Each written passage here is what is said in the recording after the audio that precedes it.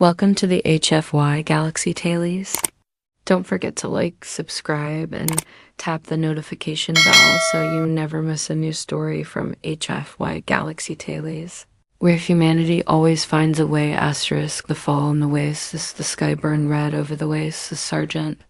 Alex Rourke moved slowly through the ruins, his exoskeleton servos humming with each step. The air was thick with smoke, the ground littered with broken armor, shattered weapons, and bodies, human and alien alike. The battle had ended 2 hours ago. The survivors had retreated. But Alex was still here, searching. His HUD scanned for friendly life signs, showing nothing but static. Then, a faint blip appeared, weak. Close thought, he followed it into a collapsed structure. Twisted beams, cracked walls, dust drifting down like snow. Inside, he found her Commander Vela of the Allied Thrin race. Her silver-blue skin was covered in dirt and blood. Her left leg was bent at a terrible angle, her chest armor cracked. She tried to lift her weapon when she saw him, but it fell from her hand. "Human," she said, her voice weak but sharp. "Leave me." Alex crouched beside her, scanning her injuries. "Not a chance." She shook her head. "You can't carry me. The enemy is still hunting." "You'll die." "I've heard that before," Alex said, locking her into the exosuit's carry cradle on his chest. "Guess what? I'm still here." The moment he lifted her, his suit beeped a warning. "Weight load.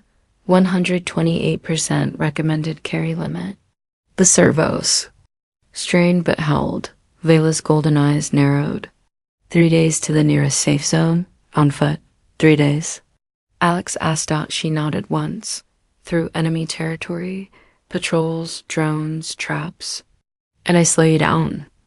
Alex adjusted his grip and started walking. "Then I guess we start now." They had barely cleared the rubble when Alex's motion tracker lit up. 2 enemy scout drones skimmed over the ruins, scanning the ground with red beams. "Hold on," he whispered. He ducked into the shadow of a broken wall, crouching low. The exosuit's stealth plating shifted, changing its surface color to match the rubble. The drones passed overhead, their engines whining softly. Alex waited until they were just specks in the sky before moving again. Vela gave him a long look. "Why?" she asked. "Why what? Why risk yourself for me?" "You're human. I'm Thrin. My life is not yours to protect." Alex kept walking. "Because you're breathing? That's enough." She turned her head away, silent. The wastes stretched ahead, endless hills of metal debris, cracked roads leading nowhere, and blackened fields where fire still smoldered. The sun hung low, casting long shadows. The exosuit made travel easier, but every step drained its power. Alex checked the HUD. Power reserves, 64%. If he pushed too hard now, he'd have nothing left for fights. By nightfall, they reached the remains of an old highway. The broken overpass above gave them cover from aerial scans. Alex sat Vela down gently and scanned the horizon. No heat signatures. She tried to sit up but winced, gripping her side. "You should leave me here and go. You could reach safety in a day alone." "Not happening," Alex said, pulling a thermal blanket from his pack and wrapping it around her. "I didn't come this far to turn back." Her voice softened. "You're kind. You fight for reasons I don't understand." Alex gave a small smile. "We fight for each other. Simple as that." Far in the distance, faint lights moved, enemy patrols sweeping the ruins. Alex lay back against the cold concrete, listening to the hum of the exosuit systems. Tomorrow, they would have to move faster. Tomorrow, the hunt would get closer. But tonight, he kept watch, his rifle resting across his lap. The alien commander breathing quietly under the blanket beside him. 3 days through hell. He'd carry her every step, because that's what humans did. Asterisk 3 days of fire and shadow. Day 1. The morning light in the waste was pale and cold. Alex woke before Vela, checking his exosuit status. Power reserves, 58%. The servos in his legs hummed low, like they already knew the road ahead. He lifted her gently into the carry cradle. She didn't protest this time. They crossed burned out city blocks where glass crunched under his boots and the wind whispered through empty towers. Twice he spotted enemy patrols, armored figures with scanning drones hovering overhead. Each time, Alex ducked into the shadows, pressing Vela close until they passed. That night, they sheltered in a broken transit tunnel. Alex rationed there. Water splitting one canteen between them. "You could move faster without me," she said quietly. Alex shook his head. "You're alive, that's all that matters." Her golden eyes studied him for a moment before she looked away. Humans are strange. Day 2, the heat rose quickly under the red sun.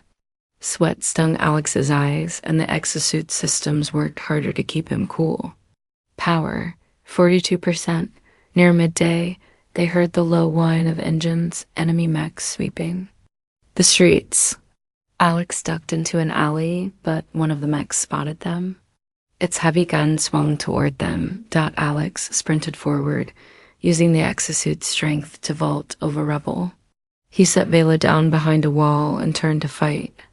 The mechs. First shot slammed into the pavement, spraying shards of stone. Alex darted in close, jamming his rifle's underbarrel grenade into its torso. The explosion tore through its frame, sending it crashing to the ground. The second mech advanced, but Alex grabbed a loose steel beam from the rubble, using the exosuit's servos to swing it like a giant spear. The blow smashed the mech's sensor array, blinding it long enough for him to finish it with another grenade. When it was over, he was breathing hard. The exosuit's temperature alarms beeped. "Power, 36%. You risk too much," Vela said as he lifted her again. "You think I came out here to play it safe?" Alex replied with a grin. That night, they camped inside the shell of an overturned cargo hauler. Vela finally spoke of why she had been ready to die. Her mission to secure vital data had failed. She believed her honor was gone. Alex only said, "Honor's not about never failing. It's about what you do after." Day 3, morning day. Air felt heavier, the sky darker.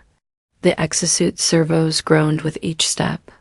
Power, 18%. Alex started carrying her without suit assistance for short stretches, saving power for when they needed speed. His muscles burned, his breath came in ragged pulls, but he kept moving. Once he stumbled, dropping to one knee. Vela's hand touched his shoulder. "Leave me. You've done enough." Alex shook his head, standing again. "Not until you're home." By midday, they reached the edge of the wastes. Beyond a crumbling bridge lay the Allied lines, safety. But before they could cross, the sharp hum of engines cut through the air. An enemy gunship rose over the ridge, its cannons locking onto them. The chase Alex broke into a run, burning the last of the exosuit's reserve in sprint mode. The servos screamed as he leapt over debris, plasma fire exploding behind them. The bridge ahead began to collapse under the gunship's barrage. "Jump!" Vela shouted. Alex launched them both forward as the bridge gave way. They landed hard.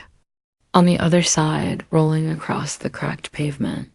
The suit's HUD flashed red. Power, 0%. The gunship circled for another pass. And that's where the final day's fight would begin. Asterisk. The last push the exosuit was dead weight now. Its power core was empty, the servos silent.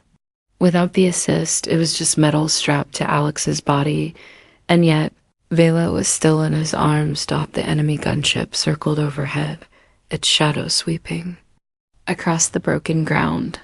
Plasma fire slammed into the pavement behind him, throwing up clouds of dust and shards of stone. Alex ran anyway. Every step sent pain through his legs and fire into his lungs. The stand, the gunship's engines roared. Closer. Alex stepped behind the remains of a concrete barrier, setting Vela down gently. I'll draw them off, he said, pulling his rifle from its magnetic clamp. You crawl toward the lines. No, Vela said firmly. I will not let you. Throw your life away for mine. Alex gave a tired grin. Too late. I decided 3 days ago. The gunship swung into view, its cannons charging. Alex stood tall, shouldering his rifle. The first volley hit the barrier, shaking the ground. He fired back, rounds pinging off the gunship's armored nose. The enemy pilot adjusted aim. A shot. Hit close enough to throw Alex off his feet. He landed hard, vision blurring. The push forward through the ringing in his ears. Alex heard shouting, human voices, far ahead. Allied soldiers had seen them. Vela grabbed his arm. They're coming. We just have to reach them. He forced himself up, muscles screaming. Without the exosuit's power, every step felt like carrying a mountain. Still, he lifted her into his arms again. One step. Another. The ground seemed endless. The gunship's cannons lit up one more time. A blast hit the ground just behind them, knocking Alex forward. He nearly fell, but his grip on Vela never loosened. Crossing the line, the sound of gunfire grew louder from ahead. Allied rifles opened up, peppering the gunship with concentrated fire. Smoke poured from its wing as it banked hard. Retreating into the haze. Alex staggered the last few meters toward the Allied lines before his knees gave out. He hit the ground. On his side, still holding Vela, hands grabbed them both, pulling them into cover. Human and Thrin medics swarmed in. Alex heard someone say, "Get that suit off him before it crushes him." Another voice called, "The commander's alive." Then everything went black. The HFY payoff when Alex woke. It was in a clean med bay. His muscles ached. His arms felt like lead, but he was breathing. Vela stood beside his bed, her leg in a medical brace. She was wearing the ceremonial armor of her rank, polished and flawless. You carried me for 3 days, she said quietly. Through fire, through the wastes. Even when I told you to leave me, Alex gave a faint smile. Told you I wasn't leaving you. In my culture, she said, no one would do what you did unless bound by blood or oath. You were neither, and yet you carried me. That is the human way, is it not? He shrugged. Guess so. She stepped closer, lowering her voice. Because of you, I will see my people live to fight another day. And I will tell them what a human did when a Thrin asked to be left behind. Alex's eyes closed briefly. Make sure you tell it right. Vela's golden eyes softened. I will, and they will remember your name. Later, as the sun set beyond the Allied camp, soldiers whispered about the human who had carried an alien commander for 3 days through hell, not because of orders, not for a medal, but simply because she needed it. And somewhere deep inside the Thrin ranks, the story had already begun to grow, because that's what humans did.